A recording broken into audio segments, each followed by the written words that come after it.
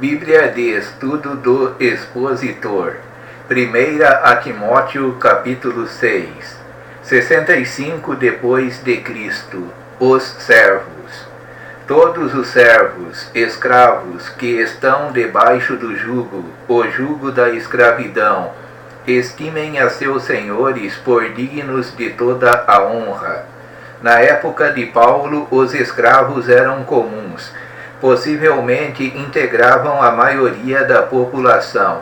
Independentemente de que o seu senhor seja bom ou mau, os escravos cristãos deviam trabalhar e fazer seu trabalho tal como se o fizessem para o Senhor mesmo e não para os homens, para que o nome do Senhor e a doutrina não sejam blasfemados.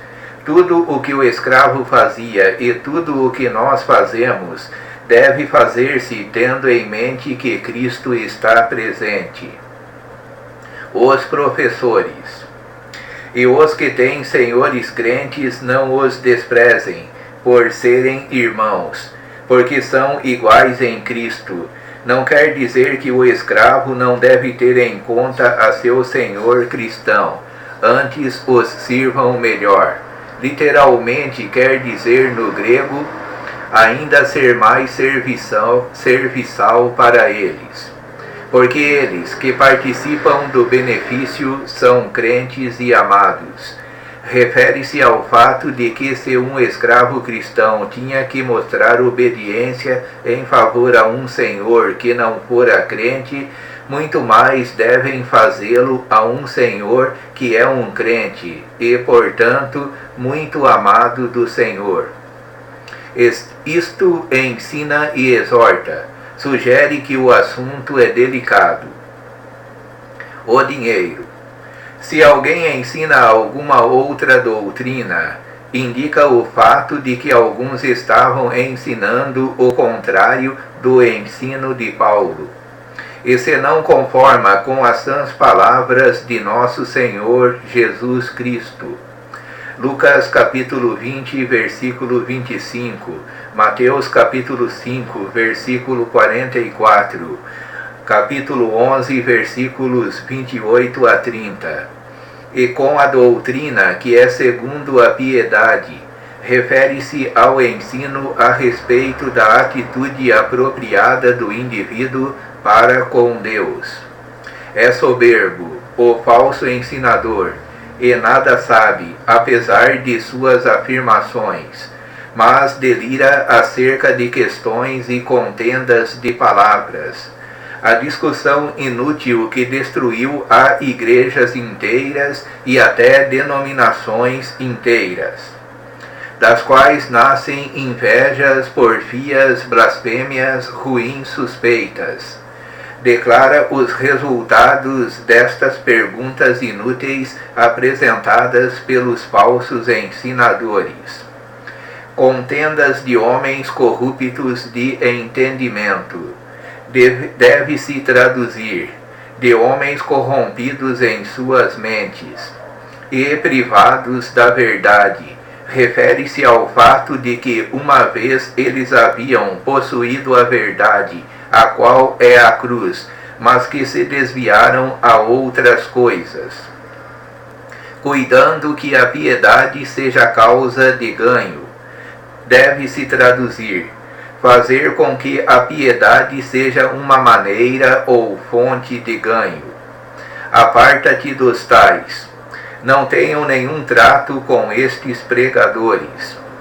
Mas é grande ganho verdadeiro, a piedade com contentamento. Contentes com o que temos, o que significa que estamos agradecidos a Deus pelo que temos. Porque nada trouxemos para este mundo, e manifesto é que nada podemos levar dele. Refere-se às posses mundanas. A única coisa que uma pessoa pode manter é sua fé, se for fé verdadeira, que se refere à fé em Cristo e à cruz. Tendo, porém, sustento e com que nos cobrirmos, estejamos com isso contentes. O Senhor nunca pode abençoar a cobiça de um avarento. Mas os que querem ser ricos caem em tentação e em laço e em muitas concupiscências loucas e nocivas. Refere-se ao sacrifício do princípio, que submergem aos homens na perdição e ruína. Refere-se aos destroços e à ruína da mente e do corpo, mas mais em particular à ruína horrível e eterna da alma. Porque o amor ao dinheiro é a raiz de toda espécie de males. Não há nenhum mal concebível que possa acontecer aos filhos e filhas dos homens e que não seja resultado da cobiça, o amor ao ouro e às riquezas. E nessa cobiça alguns se desviaram da fé. Refere-se a quais crentes perderam a visão da fé verdadeira, a qual é a cruz, e se aventuraram em uma fé falsa, tentando usá-la para ganhar muito dinheiro.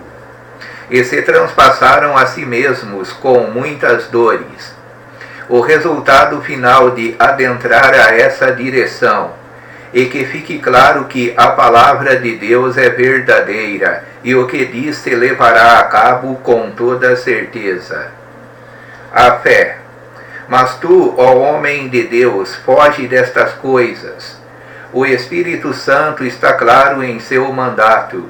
Podemos seguir ao Senhor ou podemos seguir outras coisas. Não podemos seguir a ambos. E segue a justiça, a piedade, a fé, a caridade, amor, a paciência, a mansidão. De certo modo é o fruto do Espírito, ou, ao menos, o que o Espírito só pode produzir em nossas vidas, o que ele faz pela cruz, que sempre é o objeto da nossa fé. Milita a boa milícia da fé. Em essência, é a única luta que estamos chamados a participar. Todo o ataque de Satanás contra o crente, independentemente de sua forma, tem o propósito de destruir ou debilitar nossa fé seriamente. Ele quer tirar nossa fé da cruz a outras coisas. Toma posse da vida eterna. Fazemos isto ao compreender que toda a vida vem de Cristo e o meio é a cruz, para a qual também foste chamado para seguir a Cristo, tendo já feito boa confissão diante de muitas testemunhas. Não se refere a uma ocasião particular, a não ser a toda a sua vida para Cristo. Mando-te diante de Deus. Em essência, o compromisso está para ser passado logo a este pregador jovem, que vivifica, faz viver todas as coisas. Apresenta a Cristo aqui como o preservador em vez de Criador. E de Jesus Cristo, encarrego-te ante Cristo, que diante de Pôncio Pilatos deu o testemunho de boa confissão. A confissão de Cristo era a confissão modelo para todos os mártires, e tanto que esta era uma confissão resoluta da verdade, apesar de ter a sentença de morte ante seus olhos.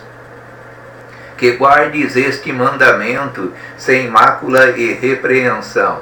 O Evangelho de Cristo e ele crucificado de maneira nenhuma deve estar comprometido, até a aparição de nosso Senhor Jesus Cristo. A declaração se refere ao arrebatamento e à segunda vinda, a qual a seu tempo, um período contundente, predeterminado por Deus, mostrará o bem-aventurado e único poderoso Senhor, Rei de reis e Senhor dos senhores. A segunda vinda refere-se ao fato de que não haverá absolutamente dúvida alguma quanto à identidade daquele que aparecerá, aquele que tem só a imortalidade. Em certo modo, diz que Deus é a fonte de toda imortalidade e habita na luz inacessível. A pessoa de Deus está totalmente oculta por sua morada, a qual é luz. E esta morada é inacessível. a quem nenhum dos homens viu nem pode ver. Refere-se ao fato de que a carne e o sangue não podem herdar o reino de Deus. 1 aos Coríntios 15:50. Ao qual seja honra e poder sempiterno. Amém. Os grandes nomes e títulos que o Espírito Santo, através de Paulo, atribuiu a Cristo e incluem definitivamente sua deidade, mais que tudo dirige toda a atenção à sua grande obra de redenção que ele levou a cabo na cruz do Calvário. O uso das riquezas. Manda aos crentes, aos ricos deste mundo, limita as riquezas a este mundo efêmero e mostra de que pode ser rico neste mundo, que não sejam altivos, orgulhosos, nem ponham a esperança na incerteza das riquezas. Apresenta o fato de que é muito difícil ter grandes riquezas sem confiar até certo ponto nelas. Mas em Deus, que abundantemente nos dá todas as coisas para dela desfrutarmos. Deus é a fonte, não o dinheiro. Que façam bem, enriqueçam em boas obras. Use o dinheiro para estender o Evangelho ao mundo.